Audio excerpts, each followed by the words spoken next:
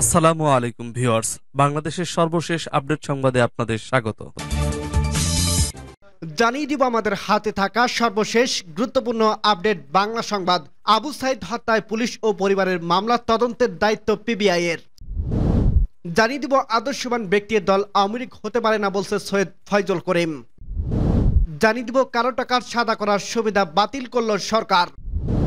আরো জানিয়ে দিব পাচার হওয়া অর্থ দেশে ফিরিয়ে আনা সরকারের অন্যতম অগ্রাধিকার বলছে ডক্টর মোহাম্মদ ইউনূস।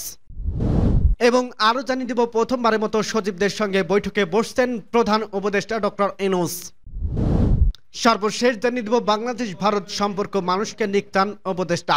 শুনছিলেন সংবাদ শিরোনাম, এরপর বিস্তারিত। তার আগে অনুরোধ থাকবে, ভিডিওটি যদি ভালো লেগে থাকে ভিডিওটিতে একটি লাইক এবং কমেন্ট করে জানিয়ে দিন ভিডিও সম্পর্কে আপনার মূল্যবান মতামত, এবং আরো কমেন্ট করে জানিয়ে দিন ভিডিওটি আপনি কোথা থেকে দেখছেন এবং শুনছেন। আবু সাইদ হত্যায় পুলিশ ও পরিবারের মামলার তদন্তের দায়িত্ব পিবিআই এর। কোটা সংস্কার আন্দোলনে গত 16 জুলাই পুলিশের গুলিতে নিহত হন রংপুর বেগম রোকেয়া বিশ্ববিদ্যালয়ের শিক্ষার্থী আবু সাইদ। এ ঘটনায় পুলিশ একটি মামলা করে। পরবর্তীতে আবু সাইদের ভাই রমজান আলী আরও একটি মামলা করেন। রোববার দুটি মামলা একসঙ্গে তদন্ত চলবে বলে আদালত আদেশ দিয়েছেন। মামলা দুটির তদন্তের দায়িত্ব রয়েছেন রংপুর পিবিআইকে। বিষয়টি নিশ্চিত করছেন অ্যাডভোকেট রোকানুজ্জামান রোকন।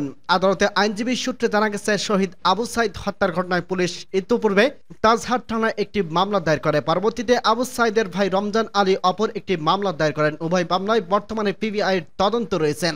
রংপুর পিবিআই পুলিশ সুপার গত 27 আগস্ট দুই মামলার করণীয় সম্পর্কে নির্দেশনা চেয়ে সিএমএম আদালতে আবেদন করেন। ওই আবেদনের পরিপ্রেক্ষিতে উভয় মামলা একই তদন্ত কর্মকর্তা তদন্ত এবং একই সঙ্গে তদন্তের আদেশ দেন রংপুরের কোতোয়ালি মেট্রোপলিটন ম্যাজিস্ট্রেট আমলি আদালতের বিচারক। আদেশে বলা হয়, পিবিআই পুলিশ সুপারকে এই মর্মে নির্দেশ দেওয়া হলো যে পরবর্তী দায়ের হওয়া মামলার তদন্তের স্বার্থে প্রদত্ত আদেশ প্রতিপালন পূর্বক তদন্ত কার্য সম্পাদন করবেন এবং সুরত হাল ময়না তদন্ত রিপোর্ট যা পূর্বোক্ত মামলায় বাস্তব সাক্ষ্য হিসেবে সন্নিবেশ তার হুবহু কপি অন্য মামলায় বাস্তব সাক্ষ্য হিসেবে উপস্থাপন করবেন। কোতোয়ালি মেট্রোপলিটন ম্যাজিস্ট্রেট আদালতে এই আদেশের শহীদ আবু সাইদ এর ভাই রমজান আলী দায়েরকৃত হত্যা মামলায় চালাতে আর বাধা নেই মর্মে আদেশ হওয়ার মামলায় গতি ফিরে পাবে এমন আশা প্রকাশ করেন বাদী পক্ষের আইনজীবীরা।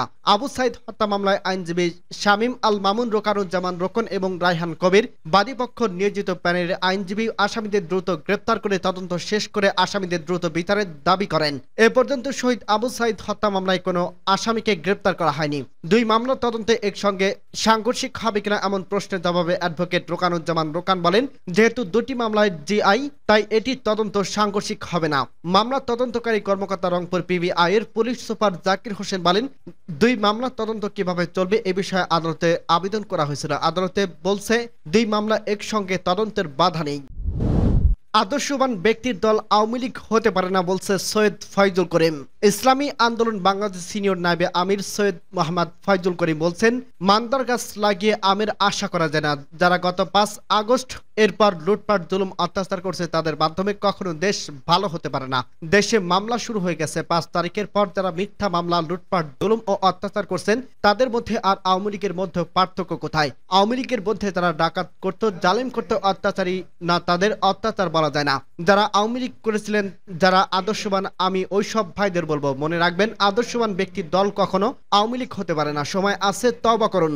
এমন দেশ আর আমরা চাই না। সোমবার 2রা সেপ্টেম্বর বিকেলে উপজেলার ঢাকা চট্টগ্রাম মহাসড়কে মোগরাপাড়া বাস স্ট্যান্ড সোনাগাঁও উপজেলা শাখার আয়োজনে এক সমাবেশে প্রধান অতিথির বক্তব্যে তিনি এসব কথা বলেন। তিনি আর বলেন, আমাদের সঙ্গে সিঙ্গাপুর ও মালয়েশিয়ার স্বাধীন হয়েছিল। আজ তাদের অবস্থা দেখেন আর আমাদের অবস্থা দেখেন। এর কারণ কোথায়? দুর্নীতি। এস আলম গ্রুপ কি করছে জানেন? সে 8টা ব্যাংক কিভাবে দখল করছে। এই ব্যাংক থেকে 200 কোটি টাকা আরেক ব্যাংকে দিয়েছে, আবার এই ব্যাংক থেকে 500 কোটি টাকা নিয়ে আরেক ব্যাংকে দিয়েছে। মালিক গেম খেলে যেসব ব্যাংক দখল করছে তার পরিবার সেখান থেকে 2/3 টাকা বিদেশে পাচার করছে। আপনারা যদি বলেন আজ টাকা তুলে দিবেন তাহলে সমস্ত ব্যাংক বন্ধ হয়ে যাবে। ব্যাংকের অবস্থা একদম খালি। পদ্মা সেতু নিয়ে তিনি বলেন, আমরা শুনেছি আমাদের টাকা দিয়ে নাকি পদ্মা সেতু করছে। কয়েকদিন পর দেখলাম পদ্মা সেতুর কিস্তি দেওয়ার সময় এসে গেছে। এতদিন জেনেছি আমাদের টাকা, এখন শুনে কিস্তির টাকা। সব জায়গায় ধোঁকাবাজি, সব জায়গায় লুকোচুরি। আমাদের প্রত্যেকের মাথার উপর 1.5 লক্ষ টাকার ঋণ, অথচ আমরা জানি না টাকা আপনার আমার কাস্টমার আর চুরি করছে তারা। আর হবে না, আর এমন মানব না। আমরা শুধু নেতা চাই, নীতির পরিবর্তন চাই না। ইসলামী আন্দোলন সোনারগাঁও থানার সভাপতি হাজী নুরুল আমিন খানের সভাপতিত্বে সভায় প্রধান বক্তা হিসেবে উপস্থিত ছিলেন ইসলামী আন্দোলন বাংলাদেশের কেন্দ্রীয় কমিটির যুগ্ম মহাসচিব ইঞ্জিনিয়ার আশরাফুল আলম। কালো টাকা সাদা করার সুবিধা বাতিল করল সরকার। 15% কর দিয়ে কালো টাকা সাদা করার সুযোগ বাতিল করছে জাতীয় রাজস্ব বোর্ড। সোমবার 2রা সেপ্টেম্বর এনবিআরএ সংক্রান্ত একটি এসআরএ বিধিবিধান জারি করছে। ক্ষমতাচ্যুত শেখ হাসিনা সরকার গত বাজেটে 15% কর দিয়ে নগদ সহ জমি, ফ্ল্যাট ও প্লট সহ স্থাবর অস্থাবর সম্পদ কিনে কালো টাকা সাদা করার সুযোগ দেয়। গত সপ্তাহে অন্তর্বর্তীকালীন সরকার উপদেষ্টা পরিষদে এই সুবিধা বাতিল করার সিদ্ধান্ত নেওয়া হয়। এরই ধারাবাহিকতায় কালো টাকা সাদা করার সুযোগ আনুষ্ঠানিকভাবে বাতিল করে এনবিআর। চলতি বছরের 1 জুলাই থেকে 2025 সালের 30 জুন পর্যন্ত এই বছরের জন্য বিগত সরকার এই সুযোগ দিয়েছিল। ঘুষ দুর্নীতির মাধ্যমে অর্জিত অর্থ 15% কর দিয়ে সাদা করার সুযোগ ছিল। গত 25 আগস্ট অর্থ ও বাণিজ্য উপদেষ্টা ডক্টর সালেউদ্দিন আহমেদ স্পষ্টভাবে জানিয়ে দেয়, সরকার আর কাউকে কালো টাকা বানাতে দেবে না। রাজধানী শেরেবাংলা নগরের অর্থনৈতিক সম্পর্ক বিভাগের সম্মেলন কক্ষে বাংলাদেশ জাতিসংঘের প্রতিনিধিদের সঙ্গে মত বিনিময় সভা শেষে এক প্রশ্নের জবাবে তিনি একথা বলেন, আমাদের সিদ্ধান্ত পরিষ্কার, আর কালো টাকা তৈরির কোনো সুযোগ থাকবে না। জাতীয় রাজস্ব board NBR chairman Mohammad Abdur Rahman Khan কালো টাকা সাদা করার পদ্ধতির কঠোর সমালোচনা করে বলছেন, এটি একটি অশ্লীল কাজ এবং সম্পূর্ণ অগ্রহণযোগ্য। প্রায় সব সরকার এই দেশে কালো টাকাতে বৈধতা দেওয়ার অনুমতি দিলেও তাতে সাড়া মেলেনি। এনবিআর সূত্রে জানা গেছে এই পর্যন্ত প্রায় 47,000 কোটি টাকা বৈধ হয়েছেন। তবে বিএনপি সরকারে 1991 থেকে 96 মেয়াদে কালো টাকা সাদা করার কোনো সুযোগ ছিল না। সর্বশেষ 2022-23 অর্থ বছরের দেশে থেকে পাচার হওয়া অর্থ দেশে ফিরিয়ে আনার সুযোগ দেওয়া হলে কেউ এই সুযোগ নেয়নি। এর 1 বছর পর কালো টাকা সাদা করার আরেকটি সুযোগ দেওয়া হয়েছিল। সূত্র ইউএনবি। পাচার হওয়া অর্থ দেশে ফিরিয়ে আনা সরকারের অন্যতম অগ্র অধিকার।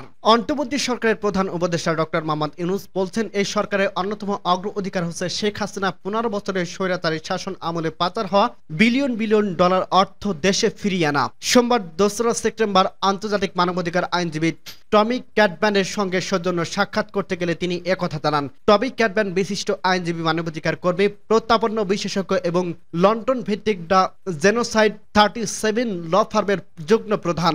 ক্যাটব্যান ডক্টর ইউনূসকে জানান, গত জুলাই ও আগস্ট মাসে সাধারণ ছাত্র জনতার ওপর আইন শৃঙ্খলা বাহিনী যেভাবে নির্বিচারে গুলি করছে তা সরাসরি গণহত্যা। বিপ্লবের সময় মানবতা বিরোধী অপরাধ সংঘটিত হয়েছে বলে তিনি জানান। এসব হত্যাকাণ্ডের বিচারের জন্য দেশীয় ট্রাইব্যুনাল গঠন করার পরামর্শ দেন তিনি। ক্যাটব্যান বলেন, বাংলাদেশকে দ্রুত সত্য, ন্যায় বিচার এবং জবাবদিহিতার জন্য একটি কার্যকর অভ্যন্তরীণ আইনি কাঠামো প্রতিষ্ঠা করতে হবে, যা যথাযথভাবে আন্তর্জাতিক মহলে সমর্থন পাবে এবং বাংলাদেশের জনগণ গ্রহণ পাবে। প্রধান উপদেষ্টার কাছে বেশ কয়েকটি প্রস্তাব পেশ করার সময় ব্রিটিশ এই আইনজীবী বলেন, আমরা মানবতা বিরোধী অপরাধ, অর্থনৈতিক অপরাধ এবং রাজনৈতিক দুর্নীতির সাথে জড়িত ব্যক্তিদের প্রত্যাপনের জন্য একটি কাঠামো তৈরির প্রচেষ্টায় বাংলাদেশকে সমর্থন করতে প্রস্তুত। যারা দেশ ছেড়ে পালিয়ে গেছে তাদের ফিরিয়ে আনার জন্য আমরা কাজ করতে চাই। প্রধান উপদেষ্টা তার প্রস্তাবগুলো লিখিত আকারে দাখিল করতে বলেন। তিনি বলেন, ছাত্র নেতৃত্বের বিপ্লবের সময় যারা গণহত্যার নির্দেশ দিয়েছে এবং পরিচালনা করছে তাদের আন্তর্জাতিকভাবে গ্রহণযোগ্য বিচারের জন্য তার সরকার প্রতিশ্রুতিবদ্ধ। অধ্যাপক ডক্টর মোহাম্মদ ইউনূস বলেন, অন্তর্বর্তী সরকারের অন্যতম অগ্রাধিকার হচ্ছে শেখ হাসিনা 15 বছরের স্বৈরাচারী শাসন আমলে পাচার হওয়া বিলিয়ন বিলিয়ন অর্থ দেশে ফিরিয়ে আনা। প্রথমবারের মতো সচিবদের সঙ্গে বৈঠক করছেন প্রধান উপদেষ্টা ডক্টর ইউনূস। অন্তর্বর্তীকালীন সরকারের দায়িত্ব নেওয়ার 25 দিনের মাথায় প্রধান উপদেষ্টা অধ্যাপক ডক্টর মোহাম্মদ ইউনূস প্রথমবারের মতো সচিবদের সঙ্গে বৈঠকে বসতে যাচ্ছেন। মন্ত্রিসভার বিভাগ থেকে জানা গেছে, এই বৈঠকে বুধবার তেজগাঁও এ প্রধান উপদেষ্টা কার্যালয়, সাবেক প্রধানমন্ত্রী কার্যালয় শুরু হবে।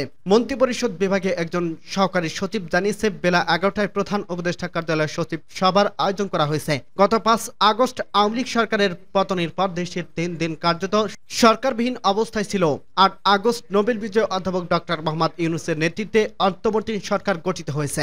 নতুন সরকারের দায়িত্ব নেওয়ার পর প্রায় 2 ডজন সদর দপ্তরের সচিবদের পদে রদবদল আনা হয়েছে এবং আগের সরকারের সময় চুক্তিভিত্তিক নিয়োগ বা ডজন খানেক কর্মকর্তাদের অপসারণ করা হয়েছে। প্রশাসনের আগের সরকারের প্রভাব কমাতে আওয়ামী লীগ সরকারের শাসনামলে বঞ্চিত ও বাধ্যতামূলক অবসরে পাঠানো 5 জন অতিরিক্ত সচিবকে জ্যেষ্ঠ সচিব পদমর্যাদায় ফিরিয়ে আনা হয়েছে। বাংলাদেশ ভারত সম্পর্ক মানুষকেন্দ্রিক চান উপদেষ্টা। ভারতের সঙ্গে বাংলাদেশের সম্পর্ক মানুষকেন্দ্রিক হওয়া দরকার বলে মন্তব্য করেছেন পররাষ্ট্র উপদেষ্টা ডক্টর মোহাম্মদ তৌহিদ হোসেন। অন্তর্বর্তীকালীন সরকার গঠনের পর দিল্লির সঙ্গে সম্পর্কের দূরত্ব তৈরি হওয়ার বিষয়ে প্রশ্নের জবাবে তিনি একথা বলেন। সোমবার পররাষ্ট্র মন্ত্রণালয়ের সাংবাদিকদের এক প্রশ্নের জবাবে উপদেষ্টা জানান, দ্বিপাক্ষিকভাবে দিল্লির সঙ্গে টানাপোড়েন কমাতে চেষ্টা কথা বলছেন তিনি। তৌহিদ হোসেন বলেন, আপনারা যদি মনে করেন ভারতের সঙ্গে সম্পর্ক একটু টানাপোড়েন চলছে, সেটা দ্বিপাক্ষিকভাবে আমাদের চেষ্টা করতে হবে। তবে আমরা একটা কথা মনে করি, মানুষ সম্পর্ক কেন্দ্রিক হতে হবে। আসলে এমন হতে হবে যেন মানুষ মনে করে যে সম্পর্ক ভালো। শেখ হাসিনা ক্ষমতার ত্যাগের পর ভারতের সঙ্গে সম্পর্ক টানাপোড়েন এবং পাকিস্তানের সম্পর্ক নিবিড় হচ্ছে কিনা এমন প্রশ্নের জবাবে উপদেষ্টা বলেন, এর দুটির একটিকেও আমি ঠিক মনে করছি না। আমি মনে করি কোনো এক পর্যায়ে কোনো না কোনো পাকিস্তানের সঙ্গে সম্পর্ক একটু টানাপোড়েন ছিল। স্বাভাবিক একটা সম্পর্ক যদি উন্নত হয় আমাদের সবার খুশি হওয়া উচিত। আমরা তো সবার সঙ্গে বন্ধুত্ব চাই, পাকিস্তানের সঙ্গে আমাদের শত্রুতা করে কোনো ফায়দা নেই। আওয়ামী লীগের শাসন আমলে ভারতের সঙ্গে সম্পর্কের বিষয়ে উপদেষ্টা বলেন, তাদের সম্পর্ক ছিল দুই সরকারের মধ্যে, কিন্তু আমরা চাই সুসম্পর্ক থাকুক জনসাধারণের পর্যায়ে, সেটার সঙ্গে সাধারণ মানুষও যুক্ত হোক। সেটা যে ছিল না তা স্বীকার করা ভালো। মানুষের মাঝে ক্ষোভ ছিল, দ্বিপাক্ষিক সঠিক পদক্ষেপ নেওয়ার মাধ্যমে সেগুলো প্রশমন করতে সম্ভব। ভারতের সঙ্গে সম্পর্কে যে দূরত্ব তৈরি হয়েছে তাতে বাংলাদেশ ক্ষতিগ্রস্ত হচ্ছে কিনা প্রশ্নের জবাবে তৌহিদ হোসেন বলেন, এখন আমরা একটা পরিবর্তনের ভেতরে যাচ্ছি। ওই সময় আপনি বিচার করতে পারবেন না আমরা ক্ষতিগ্রস্ত হয়েছি কিনা। তাৎক্ষণিকভাবে আমি কোনো সমস্যা দেখছি না। ভারতীয় গণমাধ্যম ভূমিকা নিয়ে তৌহিদ হোসেন বলেন, ভারতীয় গণমাধ্যম যা হয়েছে তা বাড়াবাড়ি, একেবারে মিথ্যার বেসরি। বিপ্লব হওয়ার পর কিছু বিশৃঙ্খলা হয়ে থাকে, কিছু বিশৃঙ্খলা ছিল, কিছু দুর্ঘটনা হয়ে থাকতে পারে। বিশ্ব গণমাধ্যম যারা নিরপেক্ষ তারা কেউ ভারতীয় লাইনটাকে গ্রহণ করেনি। দ্বাদশ জাতীয় সংসদ নির্বাচনের আগে এবং পরে শেখ হাসিনা সরকারের সঙ্গে পশ্চিমা দেশগুলোর টানাপোড়েন চলছিল বলে উল্লেখ করে থাকেন পররাষ্ট্র উপদেষ্টা। তিনি বলেন, পশ্চিমা দেশগুলোর সঙ্গে সম্পর্ক এক ধরনের টানাপোড়েন চলছিল, সে কথা স্বীকার করে নেওয়া ভালো। যেসব ইস্যুতে টানাপোড়েন চলছিল সেগুলো কিন্তু এখন এই সরকারের এজেন্ডা আছে বা ছাত্র জনতার যে এজেন্ডা এসেছে তার সঙ্গে সঙ্গতিপূর্ণ।